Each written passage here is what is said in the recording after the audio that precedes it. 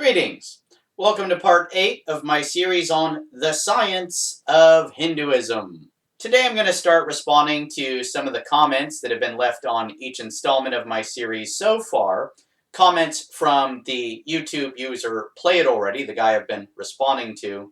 And this actually is going to include comments from another YouTube channel that Play It Already is associated with called Airplay Rule.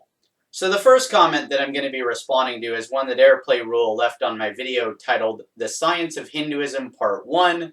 Was Hinduism the first religion? Which of course was a response to Play It Already's claim that Hinduism was the first religion. And in that video I said this. Well, to be fair, there have been different interpretations of the facts that have led to different attitudes with regard to when Hinduism began. But the mainstream academic understanding is that Hinduism started in India around 1500 BC, emerging out of the confluence of some earlier religions. Now, if Hinduism is rooted in earlier religions, that would make it kind of hard for it to be the first religion. To which Airplay Rule responded with this. Bro, I know / believed what the mainstream said. But that doesn't mean that even if you quoted mainstream sources, it's true / complete. Well, it's certainly accurate to say that just because a mainstream scholar says something, that doesn't mean that they're right, which is why nowhere in any of my videos have I ever said something like, oh, this has got to be true because so-and-so says so, and they've got credentials, right? That, of course, would be committing a logical fallacy. It would be a fallacious appeal to academic authority. This is something I don't do.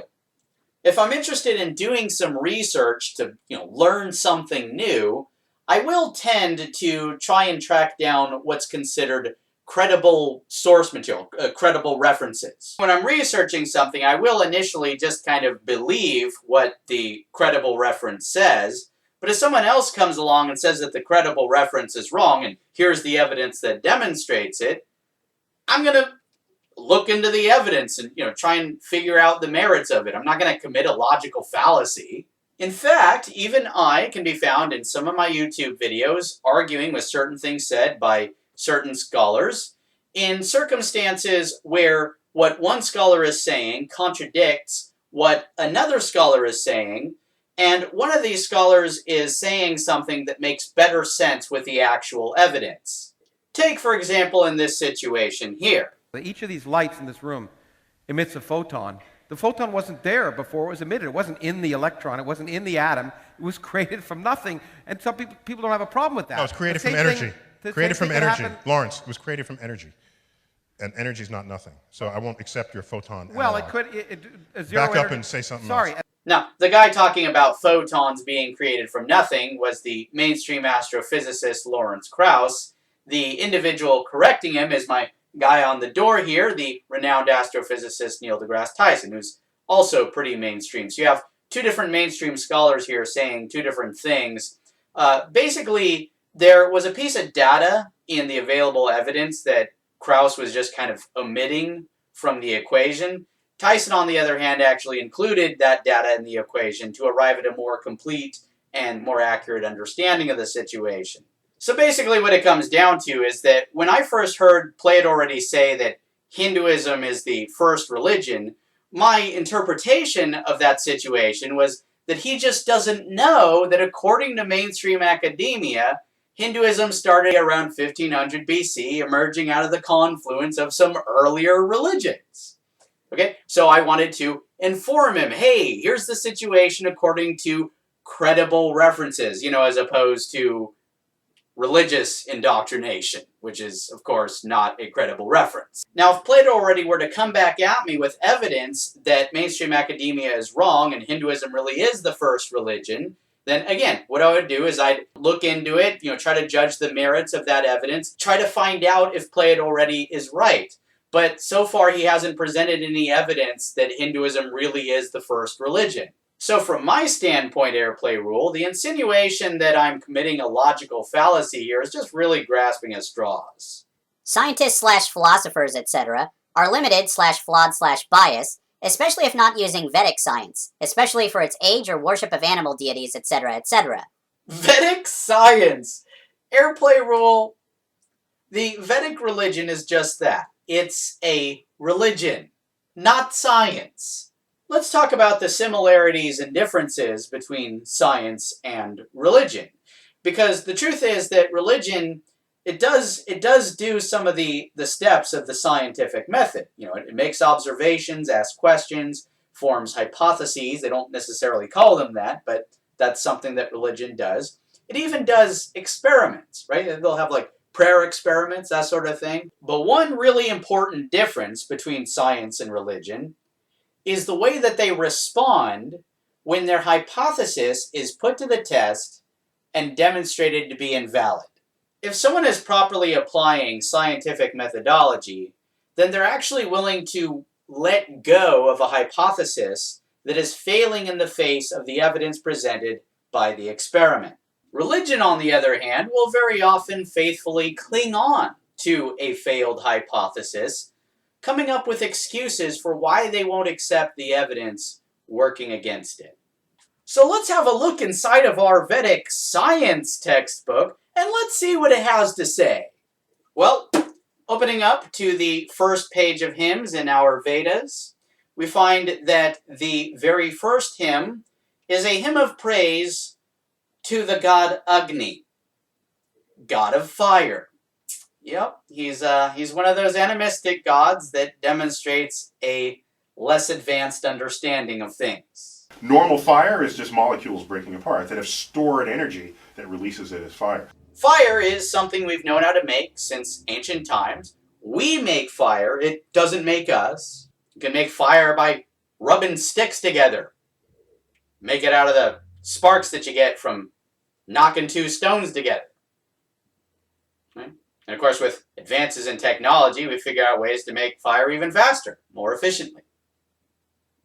We know how to smother and put out fire in an array of different ways using all sorts of different kinds of resources. Right? We know how to control fire. It's not very godly. It's more like a tool. Moving on to the second hymn, we see mention of more of these animistic deities. There's mention of the god Vayu, who is a wind god. Wind is caused by the heat from the sun and the rotation of the earth. That's what makes these intricate patterns of clouds that we see on this photo from space. It works something like this. This is our great big plastic wind box of science. These lights represent the sun. This ice represents the north and south poles. So here's what happens. Energy from the sun heats the land, and the land warms the air over the land.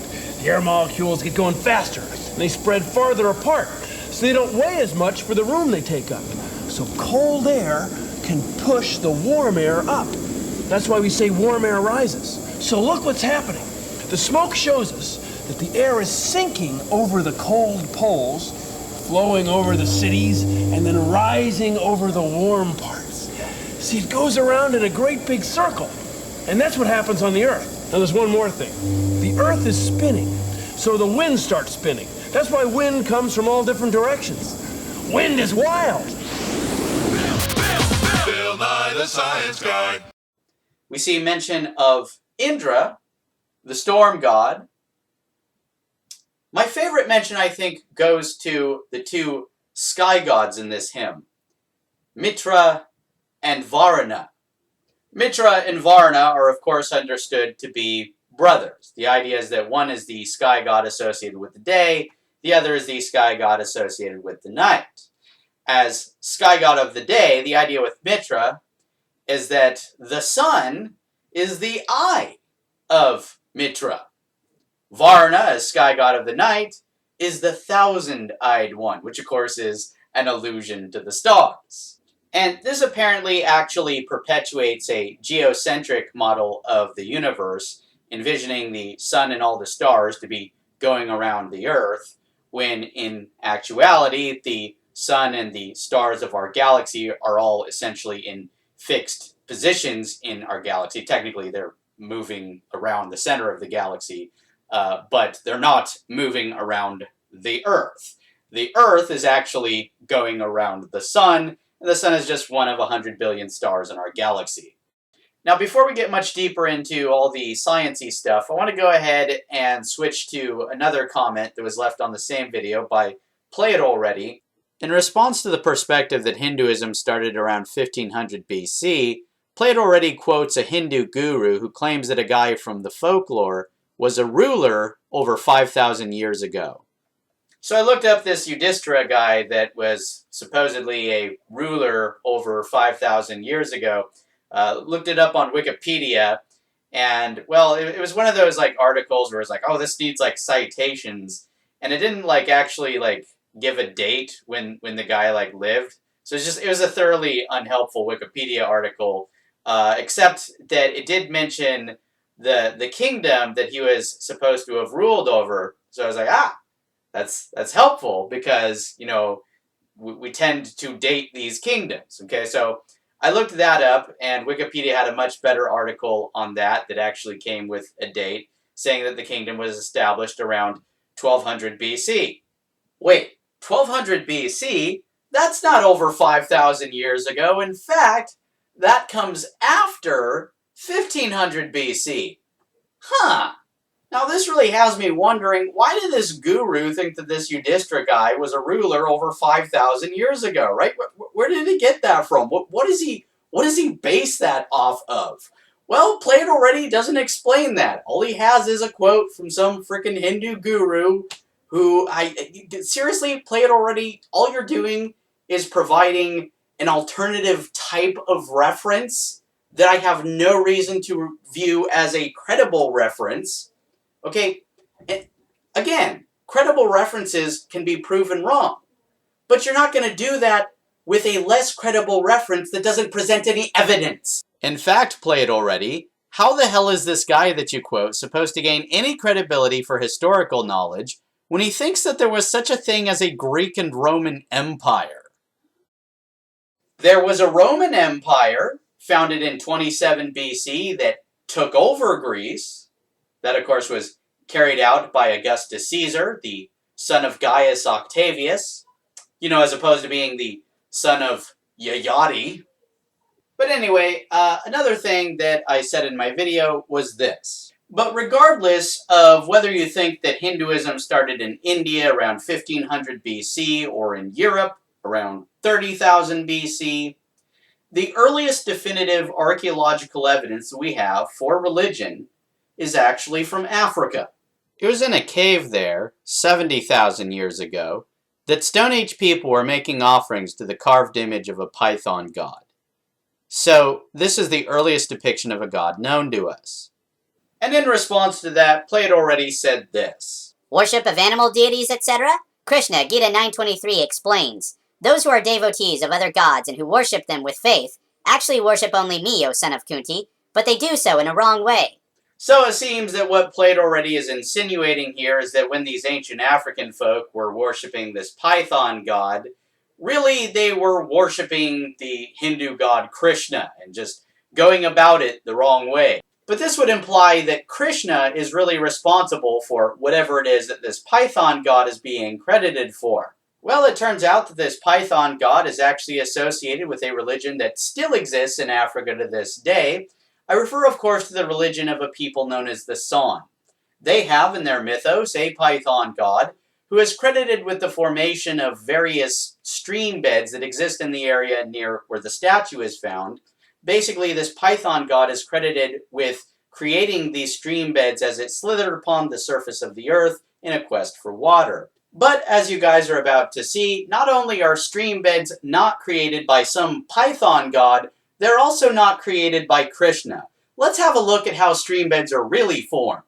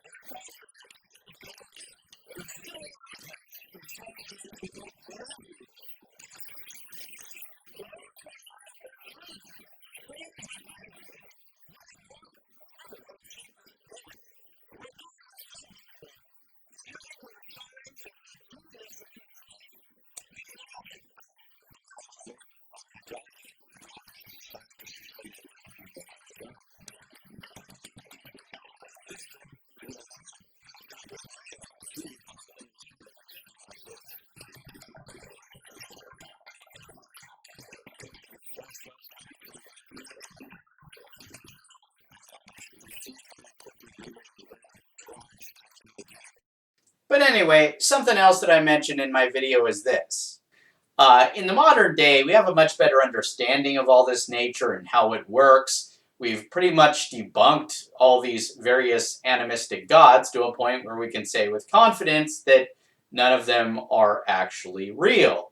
To which Airplay Rule responded, Some scientists, quote, debunked the notion of some particle physics, but their senses weren't qualified to see them. That doesn't mean the ones we found or haven't found are debunked. This sounds to me like an example of the point that an absence of evidence is not necessarily evidence of absence, which is an accurate point. Just because I haven't been presented with evidence for something doesn't mean that it isn't real or that I've debunked it. But my perspective that animistic gods have been debunked is not based solely on a lack of evidence for them. It's actually based on the evidence that has been presented against them. Because if you have two different contradictory explanations for something, or in other words, if you have an explanation for something that, if true, would mean that the other explanation can't be true, if you have two different contradictory explanations for something and are able to substantiate one of those with evidence while the other one is left without evidence, well, there you go. You've just demonstrated that the one that has no evidence to substantiate it is actually wrong. It's not that it's wrong because it lacks evidence, it's wrong because it contradicts what's right. So very often, if we can prove that this is what's going on, then that can demonstrate that this other explanation is not what's going on. This is why we can confidently say that the animistic gods have been debunked and just aren't real, because ancient people came up with these gods to explain the various aspects of nature that they just didn't understand. But we have a much better understanding of all this nature and how it works now. And it just so happens that the way all this stuff actually works contradicts these various animistic gods. Now, with that being established, it was around the end of my video that I said this. This does not bode well for Hinduism because a lot of Hindu gods are animistic. Or in other words, they're basically misunderstandings of nature. And I mean no offense when I say this, but this is precisely why I laughed when Plato already said this. And most of it is scientifically proven. Most of Hinduism is scientifically proven. Yeah, I think not. Certainly not with all those animistic deities, but that's really only the start of the problem. To which Airplay Rule responded, The Earth looked flat to us before, but ships helped confirm the Vedic teachings that gave the exact measurements of it as a globe. A desperate attempt to try and rescue the idea that Hinduism has some kind of scientific credibility.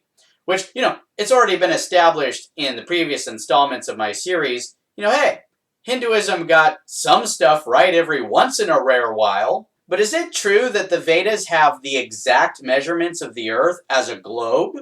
I mean, when you word it that way, it makes it sound like the Vedas have, the circumference of the globe, the radius, diameter, volume. So, do the Vedas have these measurements? I'm going to go ahead and confidently say, no. No, they don't. Now, Airplay Rule, if you want to correct me, cite a passage or something where I can find it, hey, I've got the Vedas, so it should be easy enough to find that passage. Just tell me where to look. Is it in the Rig Veda? Is it in one of the Yajur Vedas? Is it in the Sama Veda or the Atharva Veda? Just give me a passage to look up. According to an article that Wikipedia has on Flat Earth, the earliest Indian cosmological texts picture the Earth as one of a stack of flat disks.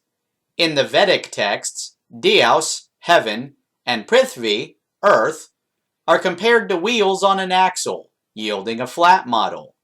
It was naturally regarded as circular, being compared with a wheel and expressly called circular.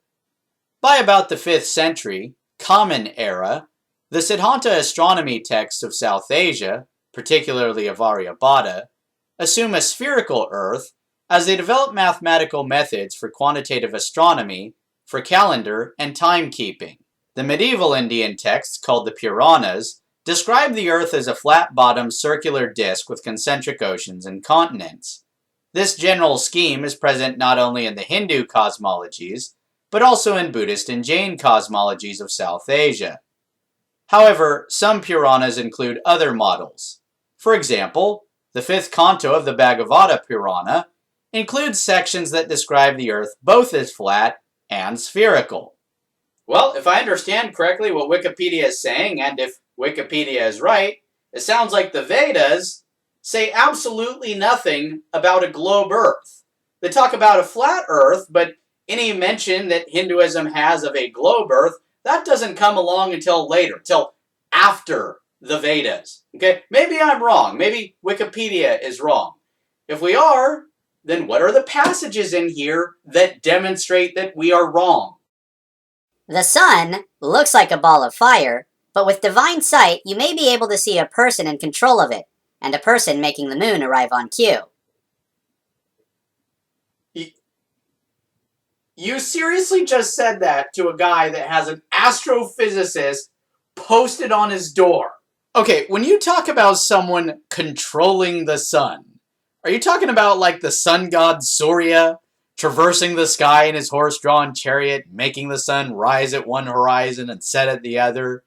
Is that what you're talking about? Which not only would seem to contradict the notion that the sun is the eye of Mitra, but on top of that, it contradicts reality. Because it turns out the sun is not coming up and going down. It just looks that way because the Earth is rotating.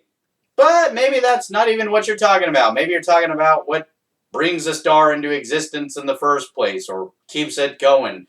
Neil, help me out with this one, man. How is it that a star like our sun even comes into existence in the first place? Of course, this happens all the time. Our galaxy has hundreds of billions of these things called stars. So nature has no problem making these things. And the star is made of gas, 100% of gas, and it comes from a gas cloud. Now, if we looked through the galaxy and didn't find gas clouds, we would wonder, where are these things born? But we find gas clouds. Right. It's like looking around society and never seeing a pregnant woman, but you see babies all over. Right. You have to wonder, where do babies come from? So either they're born quickly, or so you have to ask these questions. But society does have pregnant women, and you can judge how long they're pregnant if you take snapshots of the culture. So that's what we do in the universe. We take snapshots of the galaxy at different times, and we find out there are places where there are huge gas clouds. Right. Gravity is gathering the gas clouds into, it nucleates. If you get one part of a gas cloud that's slightly more dense than another, right, it wins. Gotcha. It's got more gravity than anywhere else, and then it attracts more gas, then it has even more gravity. So if you have slightly more mass, slightly more density in your region of a gas cloud than another, you are more likely to condense first, and then you win that contest, and all the matter comes to you. Eventually, in the center, as the matter accumulates, it gets hotter and hotter and hotter. It's under pressure.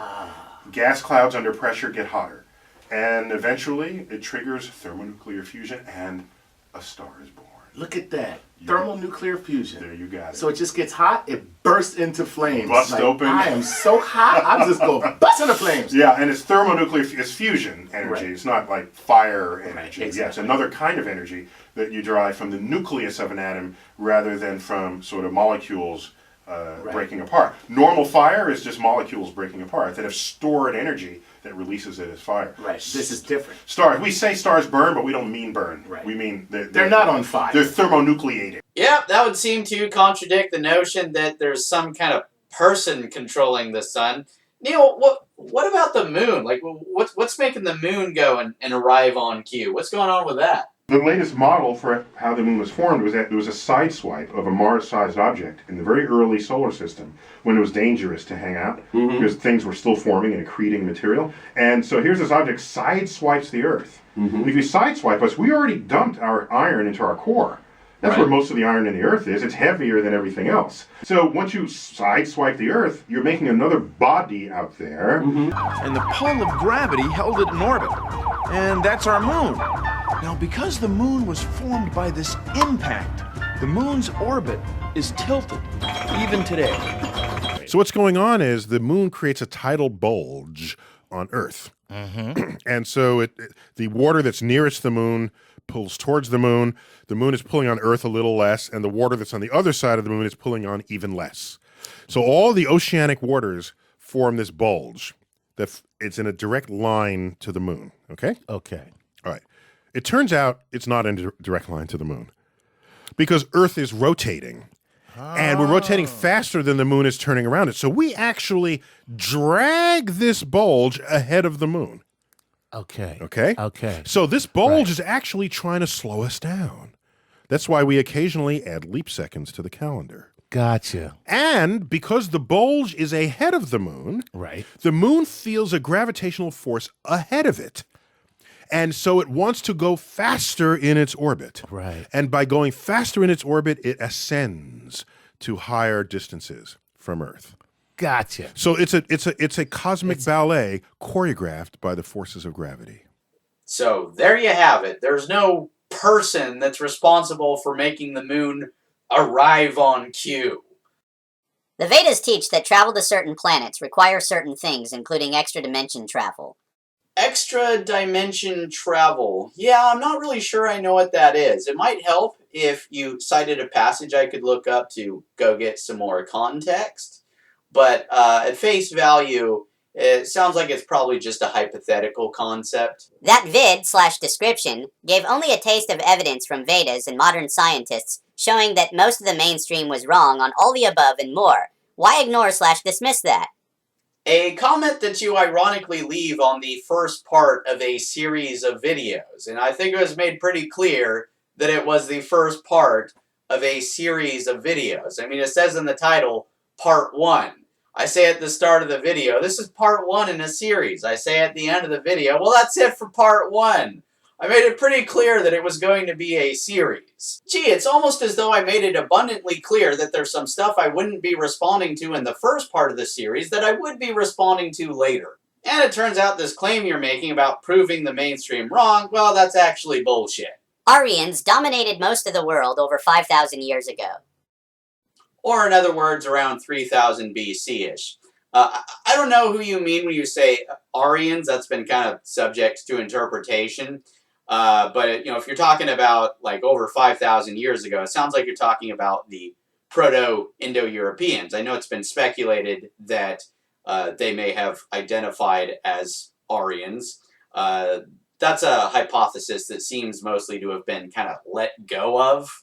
Maybe they did call themselves Aryans. I don't know. That's one of those things that, if true, kind of disappears into prehistory. We don't have any written records from that time that prove it. As for the ones who actually historically do identify as Aryans, well, they don't come along until later. Between 3500 BC and 2500 BC, the Indo-Europeans spread across some of Europe and West Asia, establishing some distinct cultures evolved apart from one another. But we don't have any evidence that they were dominating most of the world at that time. The Indo-Europeans, of course, continued to branch off, migrate into different parts of the world. Eventually, we wind up with the Indo-Iranians of Central Asia, who did in fact identify as Aryans. Then, around 1500 BC, as different groups of Aryans migrated in different parts of the world, some of them migrated into India, bringing with them a compilation of texts known as the Rig Veda, the earliest of the Vedic texts. This, of course, marks the start of what's known as the Vedic period in Indian history and the start of the Hindu synthesis. Since there were other religions already in the area, with which the Vedic religion would gradually come into contact with and incorporate, changing the religion into something different than what they started with. And thus, the Vedic religion marks a transition out of the Indo-Iranian religion of Central Asia into what we now call Hinduism. The Vid explained Hinduism was actually dharma, duty. No, I don't think it's really accurate to put it that way. I mean, it's certainly true that what we outsiders refer to as Hinduism, right, those of us outside of the religion, what we call Hinduism, people within the religion have more typically referred to as Sanatana Dharma, which is typically translated either eternal duty or eternal religion. That last one, of course, being what Plato already used in the title of his video. But the word Hindu was originally a Persian word, adapted from a Sanskrit word, but it was used by the Persians to refer to their neighbors beyond the Indus River, over in the land that we now call India. So originally this word Hindu had less to do with a particular religion and more to do with a particular region, the region of India. So when we use the word Hinduism as it pertains to a religion, we're talking about a religion from India. It, of course, had some roots from outside of India, as we've discussed. But when we outsiders are talking about Hinduism, we're talking about a religion that was synthesized in India, emerging out of the coming together of religions in India. Now, I don't know about you, but I think that understanding of Hinduism is actually far more helpful than saying, oh, it's actually duty. What is that supposed to mean? The Vedic calendar has 4.3 billion years of history, and science, predictions, origins of modern religions, etc.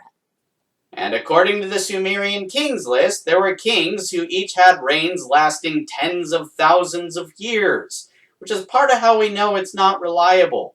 People don't live that long. Similarly, writing has only existed a little over 5,000 years-ish, so it doesn't really make sense that there'd be billions of years of history. There's billions of years of prehistory, but not billions of years of history, right? Gotta keep in mind that it was the Sumerians, a little over 5,000 years ago, who established the first written records. Interestingly, it wasn't long after that time that kings started living normal lifespans. Gee, it's almost as though as more people gradually learned how to read and write, that we got better at record keeping.